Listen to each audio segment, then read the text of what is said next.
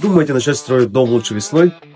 А вот и нет. Самый выгодный старт прямо сейчас. Решение о строительстве дома всегда связано с тщательным планированием бюджета. И один из самых важных вопросов – когда лучше начинать? Вот ключевые причины, почему не стоит ждать следующего года. Первое. Фиксация текущих цен. Экономика не стоит на месте, и цены на стройматериалы постоянно растут. Начиная работу сейчас, вы заключаете договор и закупаете материалы по сегодняшним известным ценам, тем самым фиксируя от удорожания в будущем. Второе. Вы избежите летнего ажиотажа и дефицита. Пока другие только начнут возводить короб в разгар сезона, вы сможете выйти на финишную прямую. Вам не придется переплачивать за материалы, стоять в очередях или месяцами ждать свободную бригаду. Все идет по плану. Третье. Используйте льготную ипотеку, пока она доступна. Условия госпрограмм постоянно меняются. Начиная строительство сейчас, вы успеваете зафиксировать выгодную ипотечную ставку, которая может быть недоступна уже в следующем году. Начав строительство сейчас, вы фиксируете расходы, экономите на материалах и услугах, а также обеспечиваете себе спокойный, предсказуемый график работы без волнений и переплат в разгар сезона.